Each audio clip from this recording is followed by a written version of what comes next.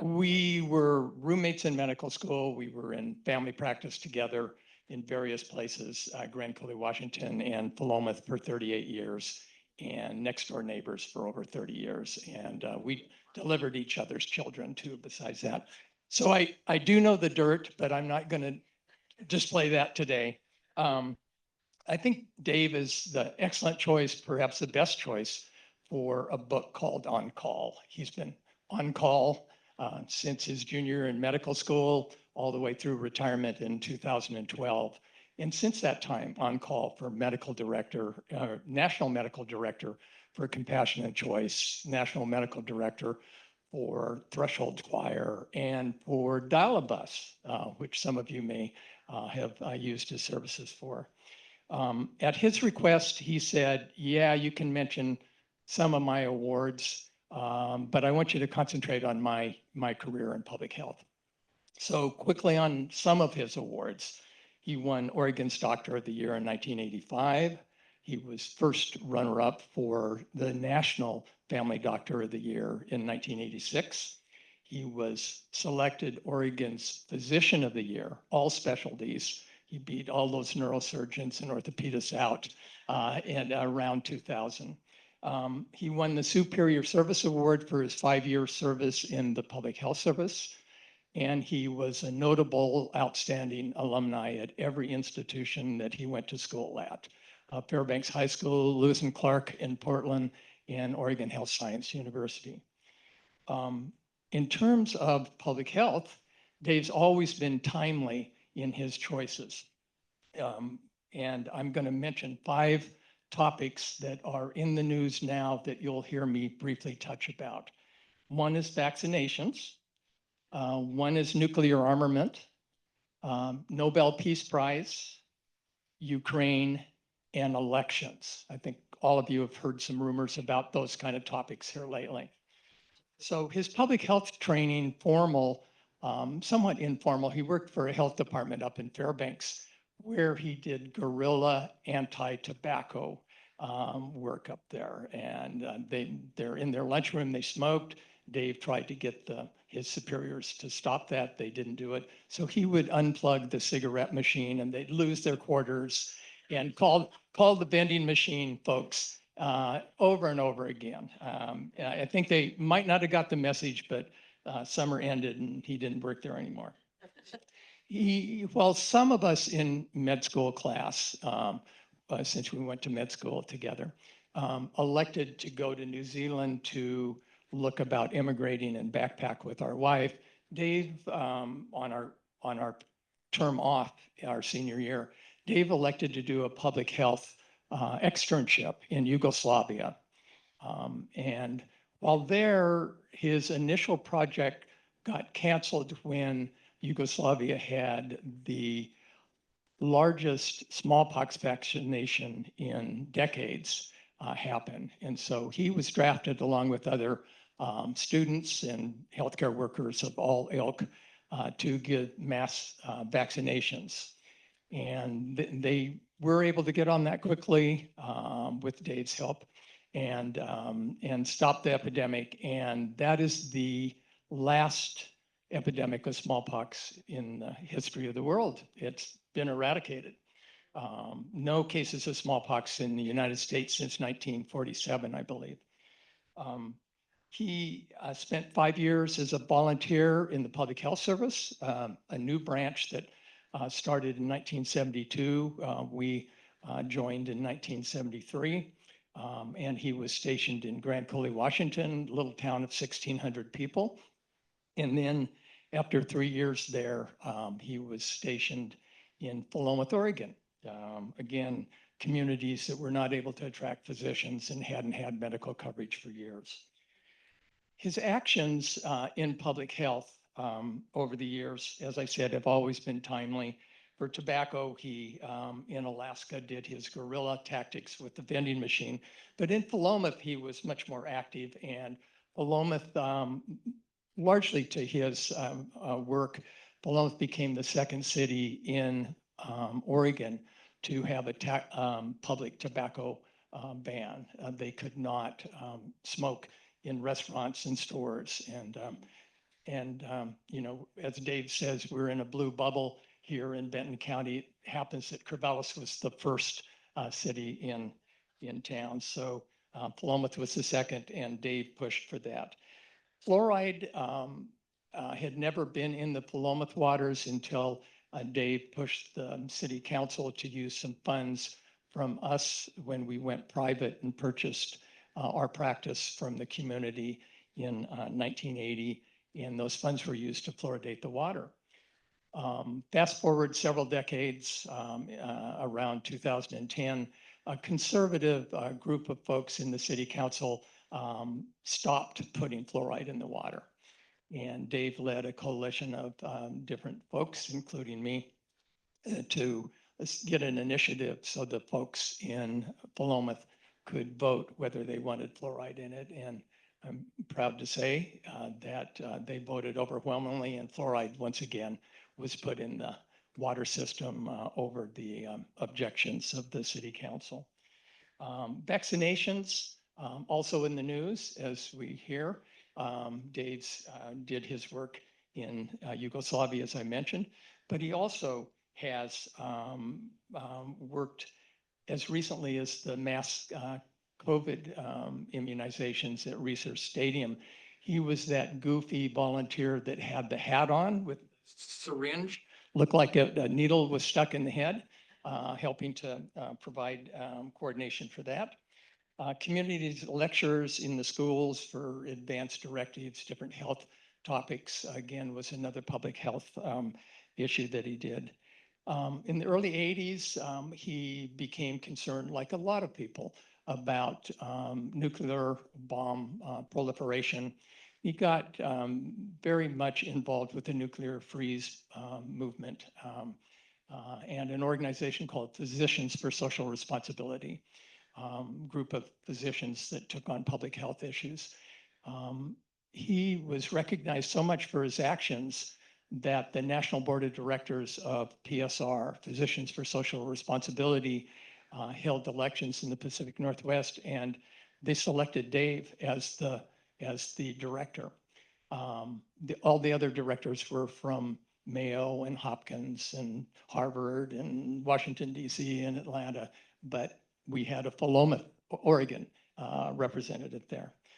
The last year of his service as a director for Physicians for Social Responsibility, they and their parent organization, International Physicians for Prevention of War, were nominated for the Nobel Peace Prize. Not Nobel Peace Prize, but the Nobel Peace Prize. The following year, they were awarded it. And they were awarded it again in 2017 for their actions. It's not to say that Dave won it, but certainly his work was involved in that. And finally, I mentioned the fifth of those timely kinds of things, elections. When Dave was in Yugoslavia, we, back in medical school, had our senior class president elections. And there was only one candidate running. It was John Kitzhaber, who, fast forward decades later, would be Oregon four-term governor. When they asked if there was anyone else to be nominated from the floor, our class started chanting, Grube, Grube, Grube, Grube.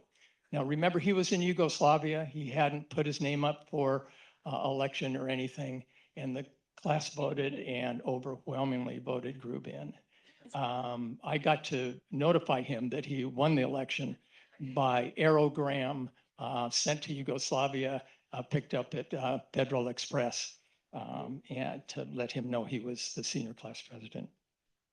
So I want you to know that Dave Grube, as I said, is excellent doing this because of his on-call experience, but he also is a physician that turned work-life balance on its head and demonstrated, I think, to all of us that practiced with him and to many of you, if you were his patients or have worked with him in other volunteer organizations, that, yeah, work-life, you want to balance it, but he teeter-totted it way up on the life and aspect and still came out excellent. He was someone that turned family practice label in to stress the family part and still was able to do excellent practice. And with those words, I am proud to turn the mic over to your presenter. So.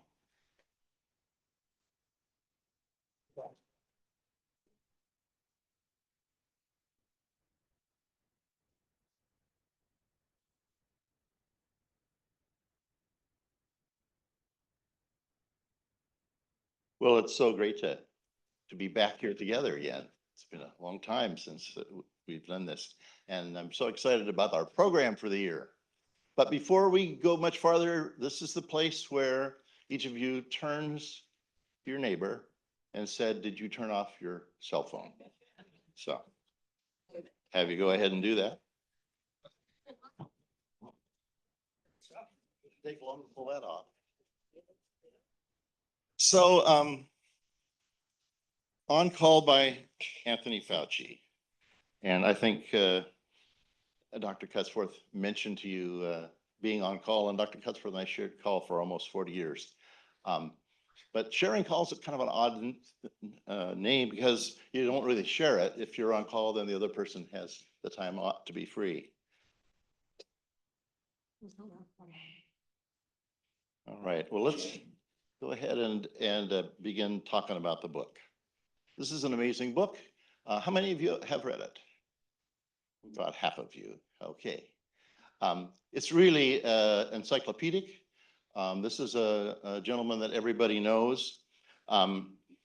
Here's an outline of what we're going to talk about today. I want to begin by telling you my biases as a reviewer, because I think this book in particular, it matters what position you kind of take in the realm of public health. And as Dr. Cutsforth may have shared with you, for me, it's very, very important.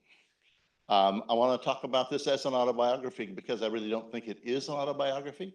It's not, and I also don't think it's a memoir. It's really more of a chronicle of a list of 50 plus years of his work in the U.S. Public Health Service, and then 80 years of his life. We'll talk about the book and the content, and I'll like to talk about two chapters in particular that I think kind of bring out the more exciting parts of the book. I've gotten some book reviews to share from what other people think, and we'll have some conclusions on a question and answer period. But I want to do something really weird and different today. I would like you to humor me by doing something that is different. One thing we all share together is having gone through the COVID pandemic. There is no doubt about that. And it's impacted all of us. And in my opinion is that each of us has a little bit or a lot of PTSD about those years, particularly the year 2020. And our families certainly do, and our children certainly do have some. So I want us to kind of do something different. I want us to kind of all relax, get settled in. I'd like to have you think about closing your eyes for a minute or two. And I want to read the first page of the book. And this is, I hope, sets the tone for this afternoon. So if you will, please just kind of reflect back with me. And he begins, "It was Sunday, November 8th, 2020, and my wife and I were sitting around the fire pit trying to stay warm on this chilly night. We were balancing plates of hors d'oeuvres and glasses of wine, sitting in the backyard of our longtime next door neighbors in Northwest Washington, D.C. Christine and I, together with Ellen and Bob, had formed a COVID pod, as so many people throughout the country. Regardless of the temperature, we shared outdoor snacks almost every weekend during the pandemic, either in their backyard or in our garage. I had been working 14 to 16 hours a day for almost a year since the pandemic crashed down on our country and the world in early 2020. In the US, new COVID infections were occurring at a rate of about 150,000 per day. And there had already been about 10 million infections in the US and more than 250,000 people had died. It seemed to me that our only hope was in vaccinations. At about 8 p.m. that night, my cell phone rang. It was the CEO of Pfizer. He said, and I quote, "The DSMB looked at the phase 3 of the COVID vaccine trial, and there's more than 90% efficacy," end quote. After we hung up, tears welled up in my eyes, and I felt as if I had lost my breath. I stood there by myself for a moment, trying to regain my composure and comprehend the potential impact of what I had just been told. As I made my way back to the fire pit and picked up my glass of wine, I thought, it is 6 weeks from my 80th birthday. What an amazing trip my life has been. This book is the story of that trip, whose day one was in Brooklyn, New York. All right. So I hope that conjured up some of the kinds of feelings that we had at that time. Some of the visceral memories of the pre-pandemic or vaccine pandemic. But this page of the text also kind of is a foreshadowing of the whole book. He talks about he's 80 years old. He talks about his work in the arena of public health and some self-sacrifice, working 14 to 16 hours a day. He brings in statistics and facts, something that's going to really be prevalent throughout the whole book. There are abbreviations like DSMB, which I didn't say on purpose because the book is full of abbreviations and acronyms.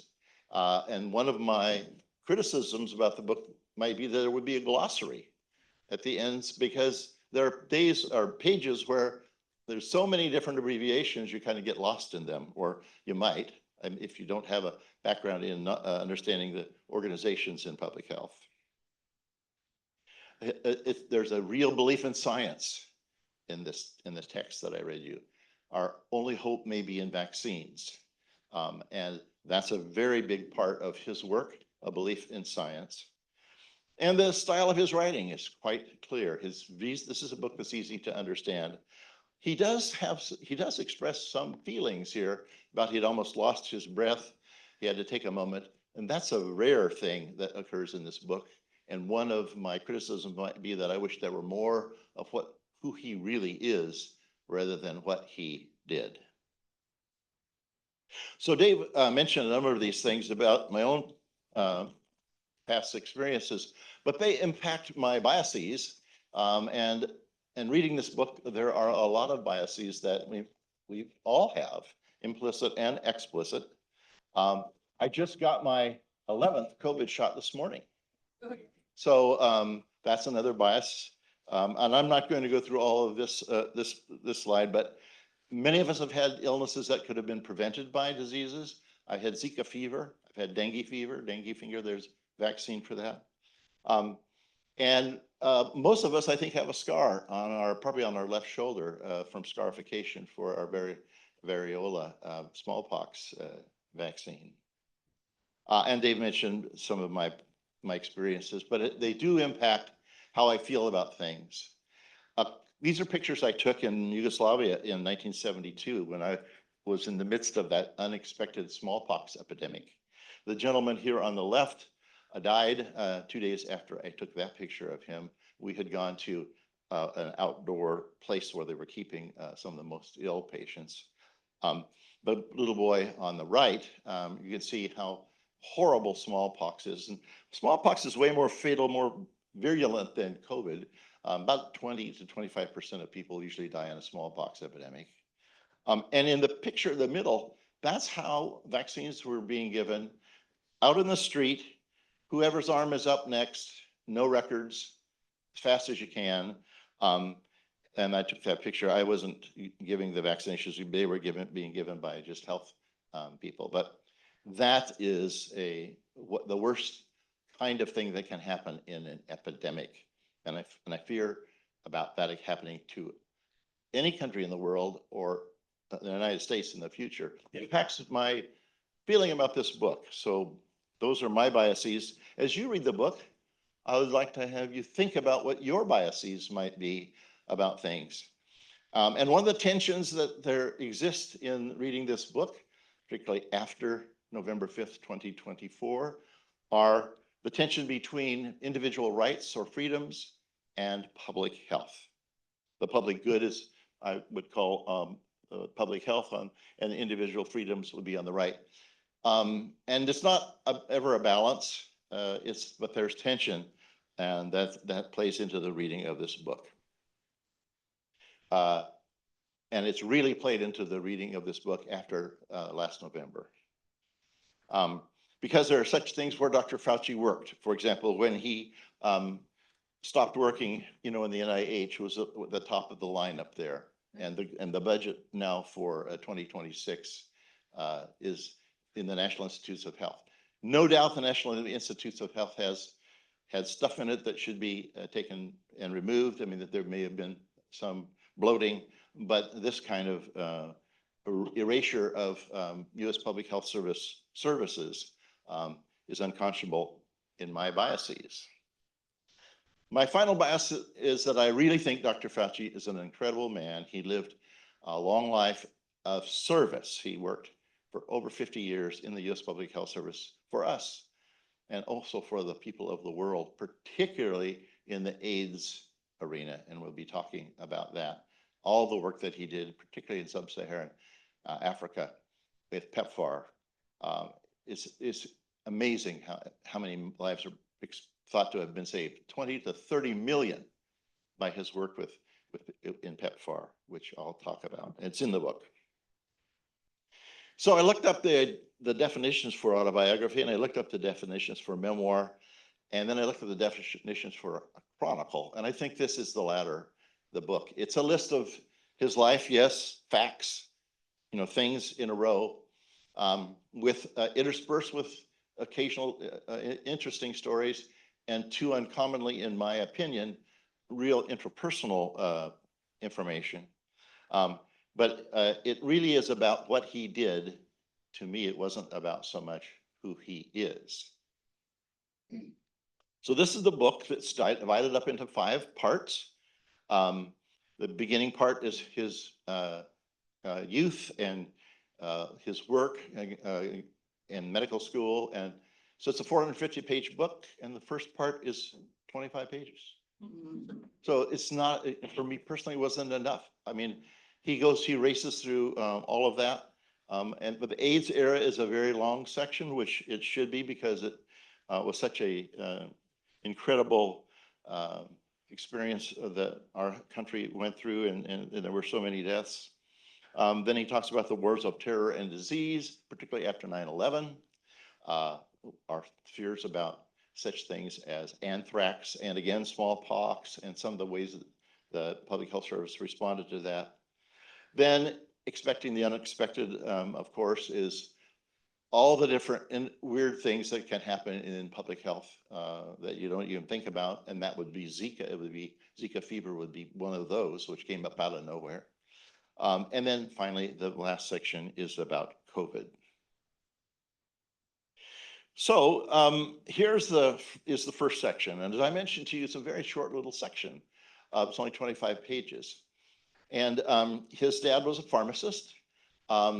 His mother died when he was fairly young. He was just in medical school. They lived in a part of Brooklyn called Bensonhurst, very Italian neighborhood. He had one sister. He was not very tall, as you know, but he was a fierce basketball player, and he was very proud of all the things that he did in high school basketball. Went on to school at Holy Cross. He had a very Catholic background. He was in parochial school, then in Catholic college, and then went on to Cornell. And one little section I want to read to you out of this part of his life is a section that kind of explains why he ended up where he ended up. And it's about his dad, when his dad was working in the pharmacy, and they had a very small little pharmacy. And here's the quote on page 10. Everything my sister and I witnessed in our formative years was geared toward the concept of consideration for and taking care of others. Our father taught us early in life, because we were fortunate, it was our responsibility to help people when we could, and making money should not be the primary goal in life. People often ask physicians what motivated them to go into the field of medicine. And like so many others, I'm sure my reasons are complex. But without engaging in too much self-psychoanalysis, it seems clear to me that growing up in a household where both parents were strongly motivated to care for others had a profound influence on my career choice. So he did very, very well in high school. He did very, very well in college. And he did very, very well in medical school. He went to Cornell, which he described in the book as a well-respected medical school that was not cutthroat. And I think that's probably not a true statement. All medical schools for students are cutthroat, having been through it. And he was number one in his medical school class at Cornell. And he's not afraid to say that right out loud. And so I also know of who was number one in medical school classes, and it is the most driven, most competitive person. And before I spoke today, I was asking Dr. Hall, who worked with Dr. Fauci for a couple years in the NIH, if Dr. Fauci had that personality type, and Dr. Hall believes that he probably does. And that sort of is a reflection also found throughout this book, that he is not only very, very competitive, and not only is he very, very proud of the work that he has done, as he should be, but he's not afraid to tell you how proud he is of what he's done. And there are many times in the book, in fact, in my second reading of the book, I wrote in the columns the word ego, because it sort of stuck out to me almost like too much. And an example being when there's a picture of him with C. Everett Koop. He says, "Here I am with C. Everett Koop in my Rear Admiral uniform." You didn't really have to say that, I don't think. So he was not afraid to toot his own horn. He had a horn to toot. He did incredible things. But he was number one in his medical school class. And then he went on to do residencies at Cornell as well. And then this is all of the things I've mentioned so far are in the first 25 pages. So that's it for all of his growing up, and it was too short for me when I was reading it. I'd like to have known more. The next part of the book is the AIDS era. And the AIDS era was a very, very significant time in his life. We kind of, because we're so more familiar with the COVID things, he actually was very involved very early on with dealing with individuals who had AIDS. And it impacted him very significantly. He said at the beginning of the AIDS epidemic, were his dark years. And he talks about, for example, his first marriage. And his first marriage happened during this time, and it lasted 1 year, and he doesn't mention her name or anything about her. And it's 3 sentences in 1 paragraph. And again, it seems like that would have been something that could have been developed more. He then, during that same time, met a AIDS activist and worker. They got married shortly after his divorce, and he was still married to Christine, and they've been married for more than 45 years. And she's a large part of the book, and his thanks for the amount of stuff that she's done, particularly in AIDS work. But AIDS area is one place in the book where he does get a little personal, talking about his own feelings and about how much PTSD he had from having these patients where once you were given the diagnosis in the middle 1980s and until the early 90s, it was a fatal diagnosis. I mean, it's hard to remember, but there was nothing. if you gave someone the diagnosis of HIV, they would die. And it would not be good because it would be a death of in other kinds of infectious disease, which was his specialty. His specialty was that. So he had moved on then through time to become one of their youngest directors, which he tells us, of the National NIAID, National Institute of Allergy and Infectious Disease. And he worked very hard in research for development of treatments for AIDS. But he became kind of an enemy of activists because the activists felt like he was holding back things that could be done for them because they were not being approved quickly enough. So there were medications that were going through trials, and Dr. Fauci, as a scientist, wanted these trials to be well done. And the activists were dying, and they didn't want to wait for the trials to be over. And so there's a real tension there, and he got a lot of flack about that. And I understand exactly where he's coming from. When you have a disease that's so fatal, including the beginnings of COVID, and people are desperate, they don't want to wait because they are dying and their neighbors are dying. And so, but he did come around to become friends with these different activists, and ultimately the ones who criticized him the most during these period of time, then he became intimately connected to them, and so it's a big part of the book. The next section is the war on terror and disease. And this is the section that I mentioned is right after 9/11 and all the things that happened after that. I wanted to read one quote before I get to that. This is continuing back in the AIDS part. And this was kind of a little bit of a reflection of his the kinds of things he was learning how to do as not only as a leader of the NIAID, but as dealing with people in Washington D.C. and what you have to do.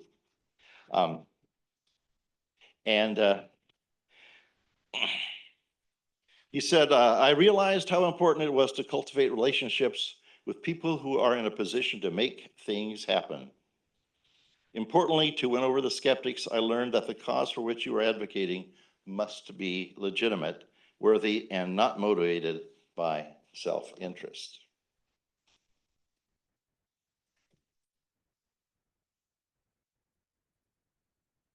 And then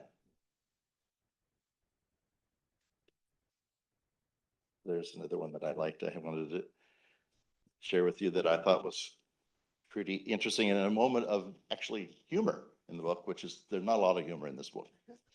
But if many of you know, that one of the early activists and individuals who spoke so much about our need to confront AIDS was Bono, who was the lead singer for a rock and roll band called U2. And so Dr. Fauci met Bono, and they worked on some committees, etc. And when all of a sudden he got a call from Bono, and Bono was in Chicago at a meeting, but he wanted to see Dr. Fauci, so he said, "Can I fly, my private jet, to DC?" And Dr. Fauci said, "Oh yeah, please come to dinner." Well, he had 3 teenage daughters by this time, and he didn't mention anything to them. And so I want to read this part to you. I told the girls that a group of people from my office were coming for dinner and that they should be arriving soon. As you might expect of children their age, they did not care much one way or the other. When I saw Bono's SUV pull up in front of our house, I deliberately went away into the kitchen. And when the doorbell rang, I asked my daughter, Jennifer, to let in our guests. About 10 seconds later, she let out a clearly audible gasp at the front door and said, "Daddy, Bono is here." And I calmly said, well, let him in. So that is a very touching part, but it's a kind of unique because there's not a lot of this book in that way. One of the things, there is a chapter called La Famiglia, which talks a little bit about his family in that, and again, just a couple of pages. He was a worker. He worked way too much, I think, sounds like. Then he and his wife decided that he needed to spend more time with the family. So he decided he would spend every night from 8 until 9 o'clock and read them a story. So he would come home from work around 7:30, grab a bite to eat, and then read them a story or something between 8 and 9. That was not a lot of family time. Later on, he talks about the fact that he's working too hard. So they should take Sundays and have Sunday only for family time. Well, so they decided to do that. He mentions that. Don't hear much more about that other than the mention of it. And then a few chapters later, he's talking about giving 5 to 7 television interviews on Sundays. This is during the height of the COVID campaign. And they were all at different locations. He had to go to ABC, CBS, CNN, PBS. So his Sundays were completely taken up. Plus, he's working as the head of and director of the NIAID. Plus, he's on all these different national committees. He's the editor, one of the chief editors of the foremost textbook in internal medicine, Harrison's Principles of Medicine, during all these years. I mean, he's doing a million things, and I bet he was. I don't doubt that part. It's just that his selflessness and sacrifice is really pretty incredible. And as someone who family is so important, I think I felt sad as I was reading this that he was working that hard.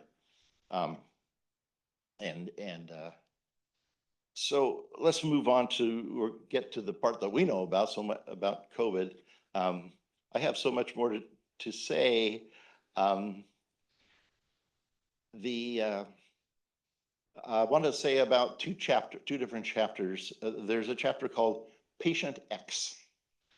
And this is a chapter about when there was the concern about the Ebola virus. And the Ebola virus came from Africa. And there was a fellow, Paul Farmer, who I think we've done random review books about his work. He was working in Sierra Leone, and one of the clinicians got Ebola and was life flighted to Washington, D.C., and Dr. Fauci was on the team caring for him. And in this chapter, it is an intense chapter. It's just, you're sweating as you're reading it because it's so important, the work that they're doing, but almost impossible. And I wanted to read just a little bit from that chapter because I thought it was, it will bring out a different kind of perspective of this book.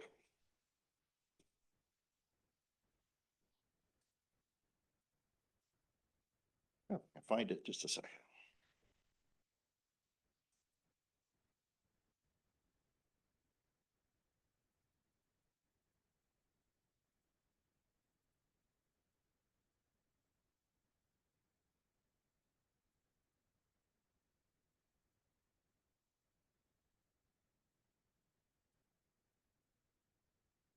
Yeah, it's on page, okay.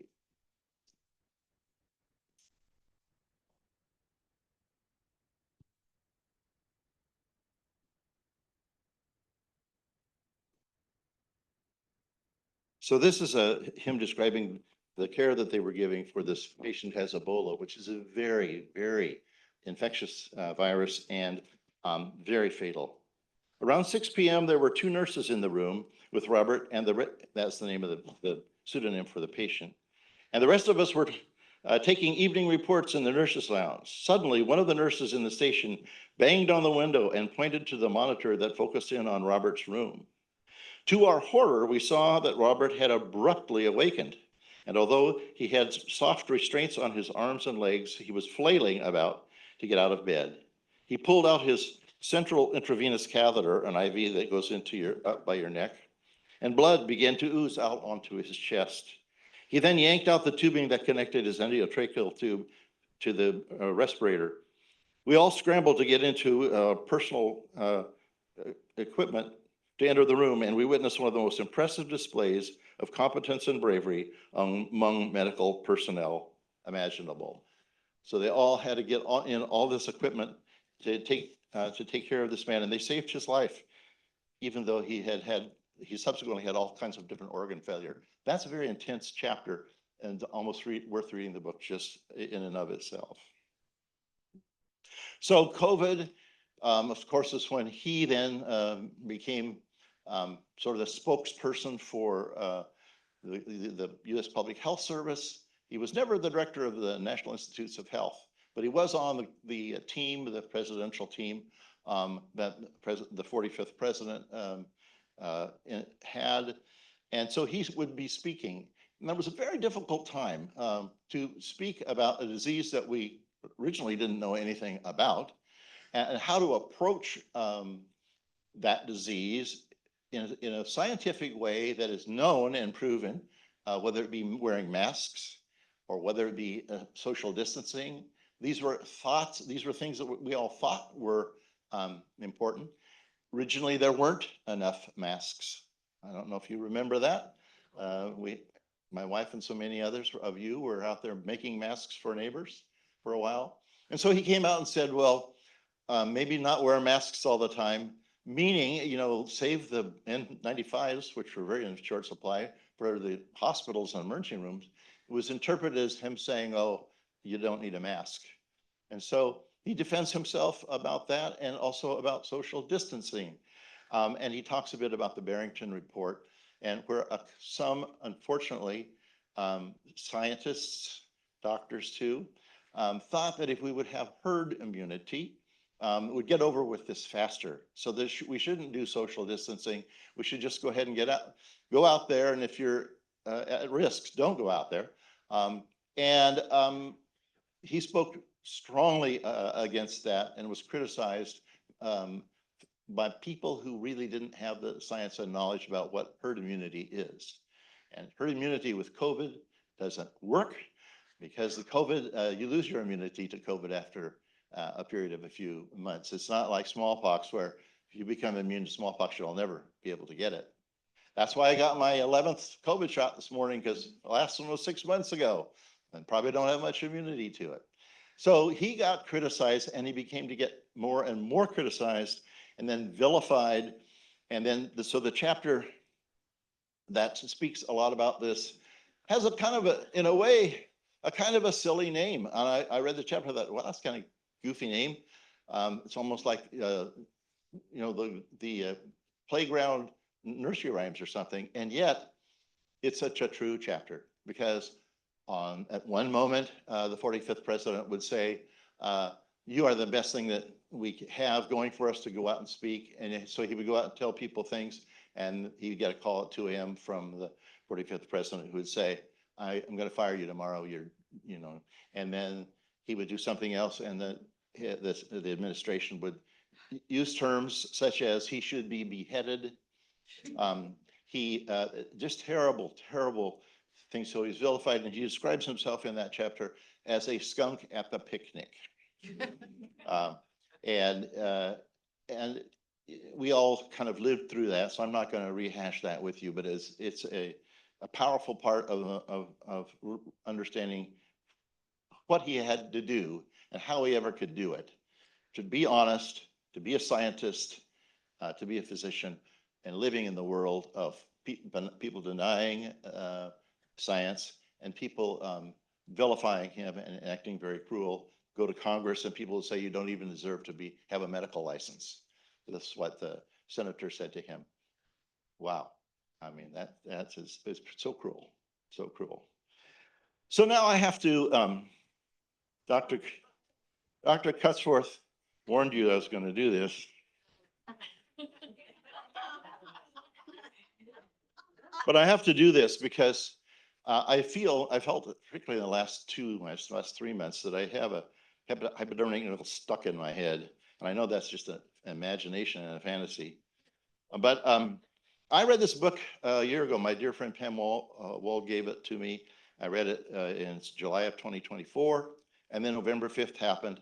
And in the last, especially in the last 3 months, reading this book, it's the text is the same, but the context is entirely different.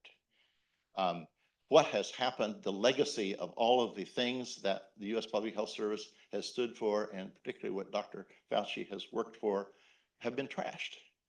And so we have things like this cartoon shows, mRNA research, and there was a book we did at Random View a couple of years ago about the development of the vaccine that was so fascinating, is now so bad that the current director of the Health and Human Services has called the COVID vaccine the crime against humanity. Aww. And I mean, really, it's just nonsense, and it continues day after day. And so when you read the book now, it takes on a different flavor, because there's a certain sadness that I had reading it for the second time. Like, wow, all these wonderful things that had happened, and now they aren't there anymore. I want to quickly tell you about this, since you're all up to date yourself. This has nothing to do with the book, disclaimer. Anyway, there is a new surge, and Oregon is one of the states that has the surge. The virus is called Stratus, and it's taking over for Nimbus, about 80% of the COVID cases. So there are a lot more cases of COVID in Oregon now. Unfortunately, we're one of the top, I think, 15 states in the United States. But the COVID vaccine that we get will protect us against that surge. So we'll get your COVID shot. Do they really now have the newest? They do have, pharmacies do have a vaccine. I just got mine this morning. Unfortunately, it's not easy to get. You have to call your doctor and have your doctor call the pharmacy, but you can't just have them call the pharmacy. They have to call the pharmacy with the name of the brand that they have. So if they're calling Safeway and they call in Moderna, they won't fill it. They have to go back and call your doctor and get Pfizer, because that's all that Safeway has is Pfizer. It's nuts. Should be like it was when we had research, right? Just go down there and get your shot. But I digress. And I'll answer any questions afterwards. And I'm sorry that we only have a few minutes left. I did book reviews about the book. The New York Times thought this was of course, very a good book, and but calls it buttoned down and covered in a white coat, which I think they're saying the same thing, that there's not a lot about, it's more about what Dr. Fauci did, and a lot of, he does give a lot of credit to the people that he worked with.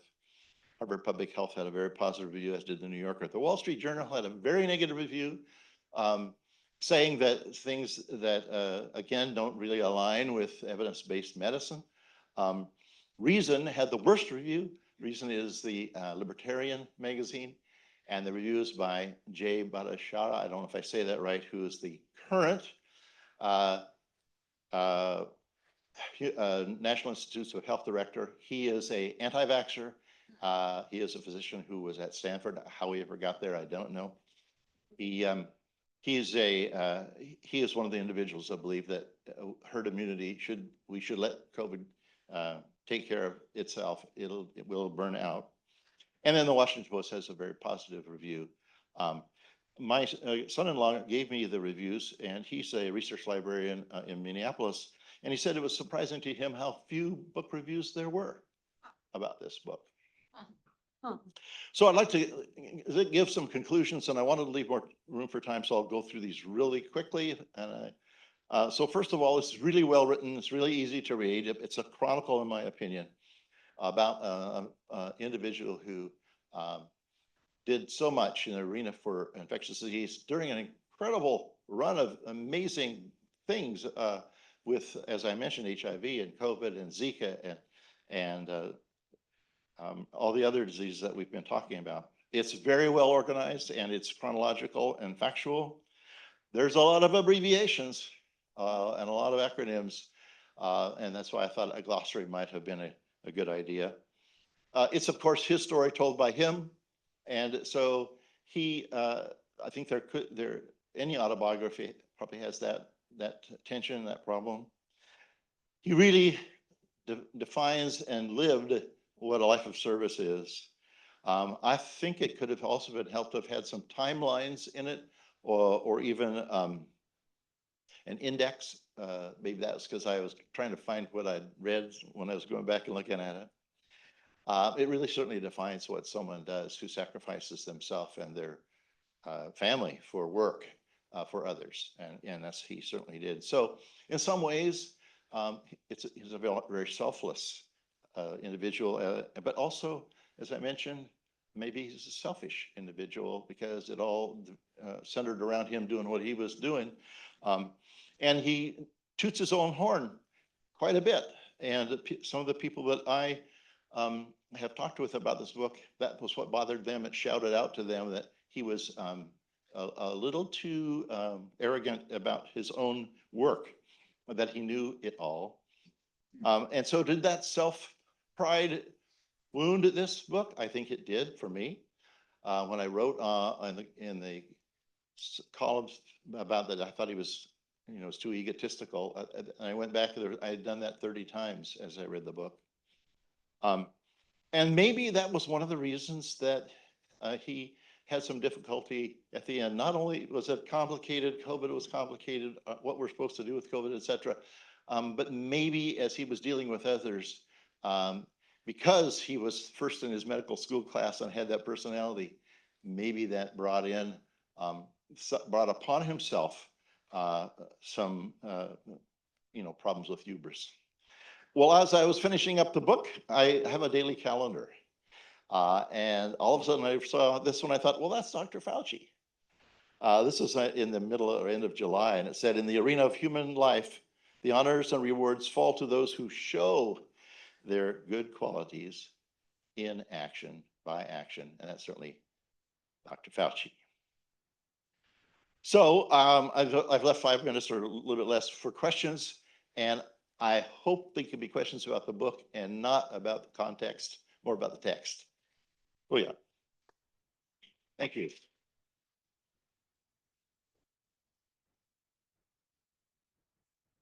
Questions? Yes. I don't know if you can all hear me. I'll repeat the question.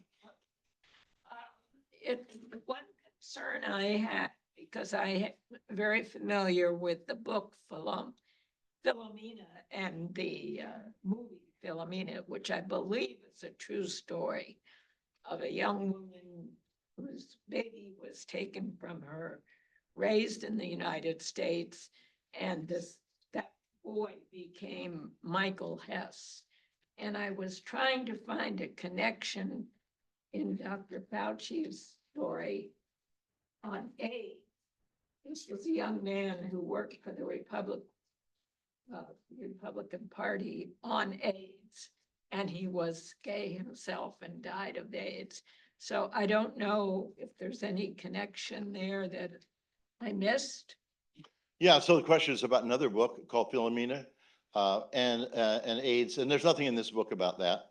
So I don't know, I can't really respond to that question because he didn't write about that in this book.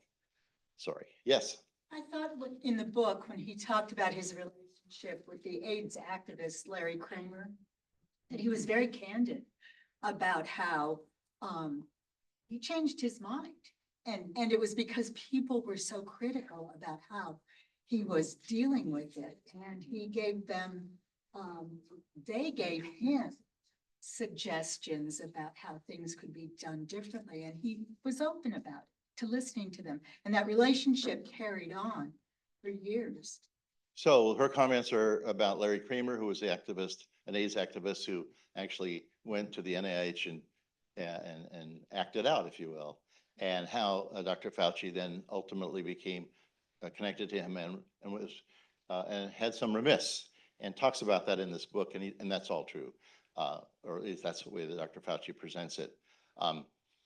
So I don't disagree. A lot more we could talk about, but that was a point of the book where one of his regrets, didn't have too many regrets, but that was one that he actually talked about. Yes. Well, I'll hang around and answer any other questions. So don't forget, these are the books. Next month, Steve Mathis is going to do this really great book about music and the brain. I thought I heard a secret chord, I think is the name of it. So the second Wednesday in October. So hope we'll see you then. Thanks for coming.